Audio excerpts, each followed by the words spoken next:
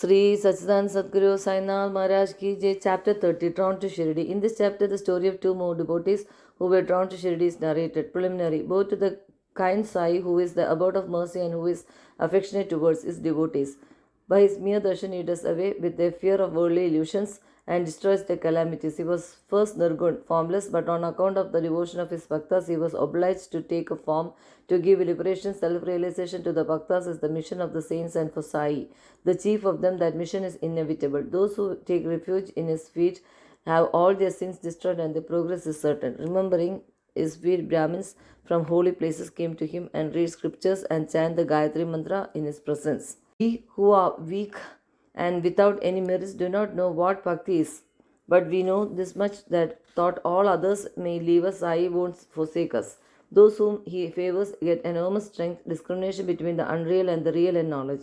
Sai knows fully the desire of his devotees and fulfills the same. Hence, they get what they want and are grateful. So we invoke him and prostrate ourselves before him, forgetting all our faults. Let him free us from all anxieties. He who, being overcome with calamities, remembers and prays to Sai thus, will get his mind calmed and pacified through his grace. This Sai, the ocean of mercy, says Hemant Pant, favored him, and the result of this is the present work, Sai Satcharitha. Otherwise, what qualifications had he to undertake this enterprise? But as Sai took all the responsibility, Hemant Pant felt no burden nor any care about this. When the powerful light of knowledge was there to inspire his speech and pen, why should he entertain any doubt or feel any anxiety? Sai got the service in the form of this book done by him. This is due to the accumulation of his merits in the past births, and therefore he thinks himself fortunate and blessed. The following story is not a mere tale but pure nectar. He who drinks it will realize Sai's greatness and all pervasiveness. Those who want to argue and criticize should not go in this for this. What is wanted here is not discussion but unlimited love and devotion.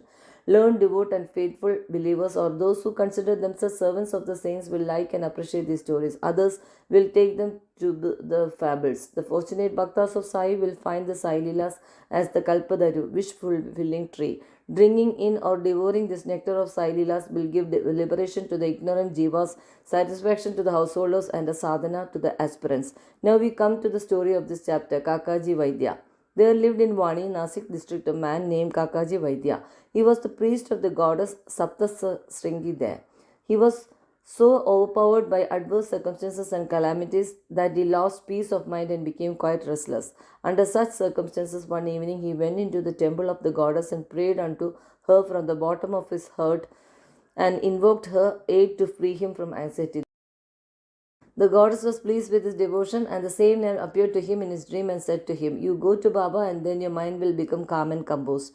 Kakaji was anxious to know from her who this Baba was, but before he could get any explanation, he was awakened. Then he began to think as to who might be this Baba to whom the goddess had asked him to go. After some thinking, he resolved that this Baba might be Triambakeshwar, Lord Shiva. So he went to the holy place Triambak, Nasik district, and stayed there for 10 days. During this period, he bathed early in the morning, chanted the Rudra hymns, did the Abhishek, pouring fresh water over the pindi, and did other religious rites. But with all this, he was as restless as before. Then he returned to his place and again invoked the goddess most pitifully. That night, she again appeared in his dream and said, "Why did you go to Triambakeshwar in vain? I mean, by Baba Sri Sai Samrat of Shirdi."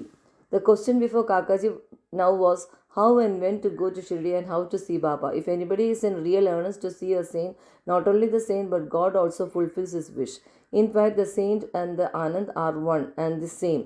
There is not the least difference between them. If anybody thinks that he will go on his own wish and see a saint, that will be a mere boast. Unless the saint wills it, no one is able to go and see him. Even a leaf of a tree won't move without his bidding. The more anxious a bhakta is for the visit of the saint, the more devout and faithful he is. The more speedily and effectively is his wish satisfied to his heart's content. He who invites anybody for a visit also arranges everything for his reception, and so it happened with Kakaji.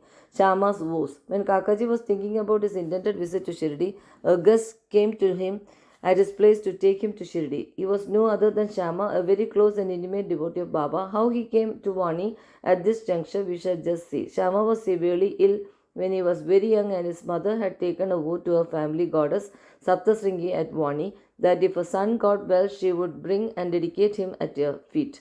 Then, after some years, the mother herself suffered much from ring woes on her breast. At that time, she again took another vow to her deity that if she got all right, she would offer her two silver breasts. These two vows remained unfulfilled. At her deathbed, she called her son Shama and drew the attention of the vows, and after taking a promise from him that he would fulfill them, she breathed her last. After some time, Shama forgot about these vows, and thus 30 years elapsed. After this time, a famous astrologer had come to Shirdi and stayed there for a month.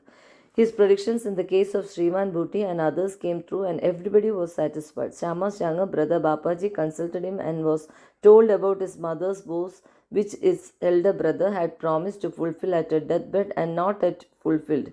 Hence, the goddess was displeased with them, and that was bringing troubles on them. Bapaji told this to his brother Shama, who was then reminded of the unfulfilled vows. On thinking that any further delay would be dangerous, he called a goldsmith and got a pair of silver breasts prepared. Then he went to the masjid, prostrated himself before Baba, and placing before him the two silver breasts, requested him to accept them and free him from the vows as to him. He was his Saptastringi goddess.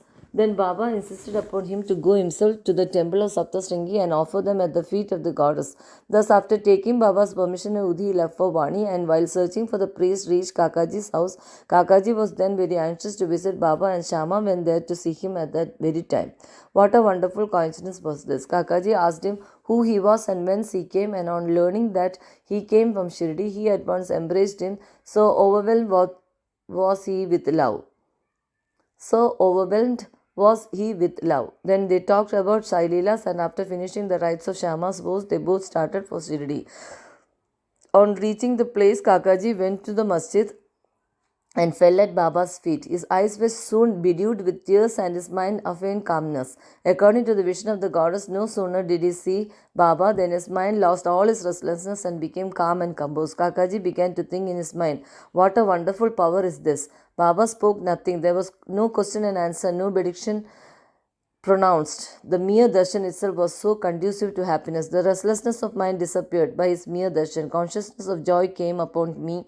This is what is called the greatness of darshan. His vision was fixed on Sai's feet and he could utter no word. Hearing Baba's leelas, his joy knew no bounds. He surrendered himself completely to Baba, forgot his anxiety and cares, and got undiluted happiness. He lived happily there for 12 days, and after taking Baba's leave, Udi and blessings returned home.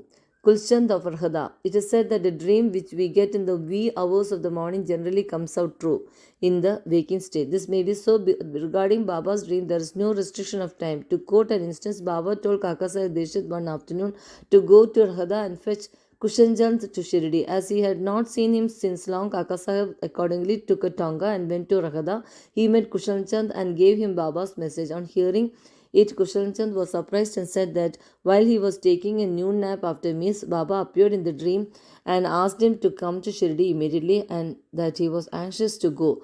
And he had no horse of his own nearby. He had sent his son to inform Baba. When his son was just out of the village border, Diksha's tonga turned up. Dikshit then said that he was sent specially to bring Baba. Then they both went in the tonga back to Shirdi. Kushalchand saw Baba and all were pleased. Seeing this Leela of Baba, Kushalchand was much moved. Ramlal Punjabi of Mumbai. Once a Punjabi Brahmin of Mumbai named Ramlal got a dream in which Baba appeared and asked him to come to Shirdi. Baba appeared to him as some Hant saint, but he did not know his whereabouts. He thought that he should go and see him, but as he had not his address, he did not know what to do. But he who calls anybody to him also makes the necessary arrangements for the same. The same happened in this case. The same afternoon, when he was strolling in the street, he saw a picture of Baba in a shop. The features of the Mahant he saw earlier in the dream tallied exactly with those of the picture. Then, on making enquiries, he came to know that the picture was of Sai Baba of Shirdi. He went soon after this to Shirdi and stayed there till his death. In this way, Baba brought his devotees to Shirdi for darshan and satisfied their wants, material as well as spiritual. Both to Sri Sai, peace be to all. Sri Satchidananda Sadguru Sainath Maharaj Ki Jai.